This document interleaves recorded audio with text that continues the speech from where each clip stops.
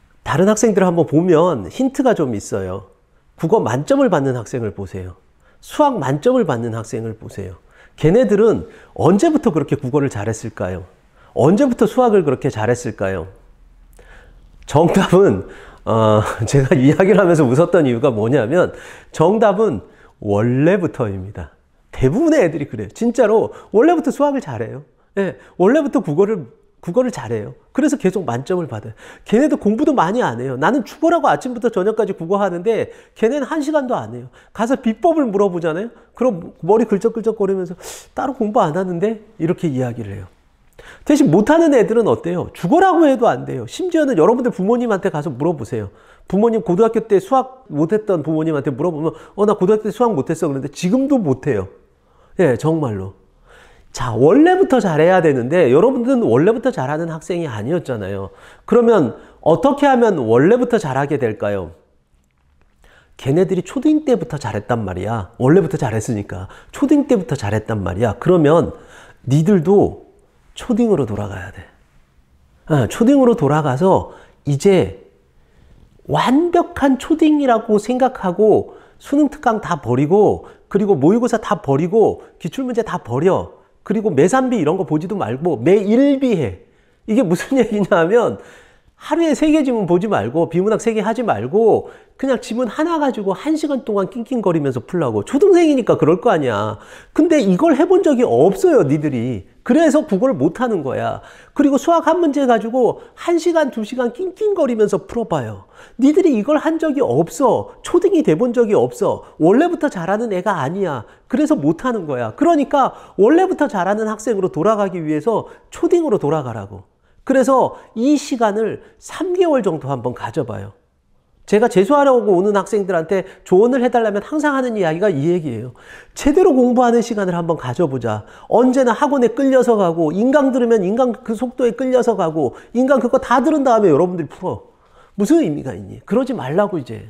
그러지 말고 그리고 해설 봐. 그러지 말라고. 이제는 어떻게 하라고? 그냥 지문 하나만 놓고 하루 종일 봐봐요. 어떤 학생이 그렇게 얘기를 해요.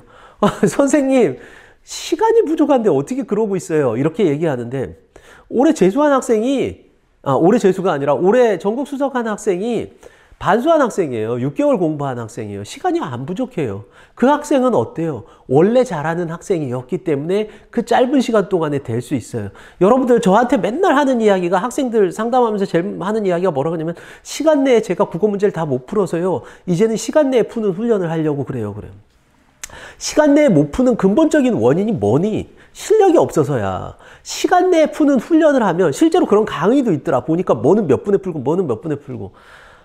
내가 그분들 욕하는 게 아니라 그렇게 하면 안 돼요. 실력을 늘려야지. 그거를 시간 내에 푸는 훈련을 하면 시간 내에 빨리 틀리는 훈련을 하는 거야. 그러려면 실력이 늘려면 어떻게 해야 돼요? 초딩으로 돌아가라. 3개월 정도, 2개월 내지 3개월 정도는 초딩 훈련을 좀 했으면 좋겠다. 그래야 5등급이 1등급을 받아요. 그리고 이렇게 근본적으로 하게 되면 무조건 2등급 이내에 나오게 됩니다. 마지막으로 제가 하고 싶은 이야기가 있는데 이건 별로 재수생활을 성공적으로 하는 이야기는 아닙니다. 그런데 꼭 당부하고 싶은 이야기가 있어요. 마지막 5번째, 여러분들 스스로 결정하라 라는 이야기입니다. 많은 학생들이 저한테 찾아와서 하는 이야기가 재수를 재수종합반에서 할까요? 아니면 독학재수에서 할까요? 아니면 기숙학원에서 할까요? 뭐 이런 이야기를 해요. 저는 그때마다 그런 생각이 들어요. 속으로 이렇게 얘기해요. 네가 아직도 정신을 못 차렸구나 라고 이야기를 해요. 네가 결정할 문제예요. 왜냐하면 이제 떨어졌으니까 생각을 많이 해야 돼. 자기를 들여다봐야 돼. 다 좋아요. 제가 보기엔 안 좋은 게 어디 있니? 독학재수 시간 정말 많지. 거기 가면 많은 시간 동안 스스로 공부할 수 있어. 재종반? 고등학교 때와 생활 패턴이 똑같아. 얼마나 좋니? 그렇지, 너무 좋지. 기숙학원? 내가 재수생인 걸 잊으면서 살 수 있어. 그리고 정말 누군가가 나를 케어해주고 그렇게 해줘. 얼마나 좋아. 다 좋아. 어딜 가도 돼요. 단 여러분들 스스로가 스스로 판단해서 내가 여기 가면 어떤 핸디캡이 있겠구나. 이런 것들을 생각하라는 거예요. 재종반 가가지고 상담하지 마세요. 재종반 가서 상담하면 다 재종반 오라 그러지. 우리 학원 오지 말라 그러니? 기숙학원 가서 상담하지 마. 그걸 왜 상담하고 있니? 그리고 독학재수 가서 상담하지 마. 너 스스로가 고민하고 결정하라는 거예요. 이제 그럴 때가 됐어요. 제가 마지막으로 여러분들한테 이런 이야기를 하고 싶습니다. 여러분들 지금 넘어졌잖아요. 넘어지면 어떻게 하죠? 바보나 어린아이는 그 자리에서 엉엉 울어요. 그런데 어른이 된 사람은, 지혜로운 사람은, 와이즈한 사람은, 이런 사람들은 일어나서 내가 어디에 걸려 넘어졌는지 주변을 살피고 그리고 스스로 결심을 해요. 더 이상 넘어지지 않겠다라고 결심을 하죠. 지금 이 순간 괴로워서 혹시나 울고 있다면 여러분들은 어린아이예요. 바보예요. 그러지 마세요. 여러분들을 살피세요. 지금 내가 왜 넘어졌나 이런 것들을 살피고 두 번 다시 넘어지지 않겠다 결심을 했으면 좋겠습니다. 여러분들의 성공적인 재수를 기원합니다. 그래서 꼭 합격하기를 바랍니다.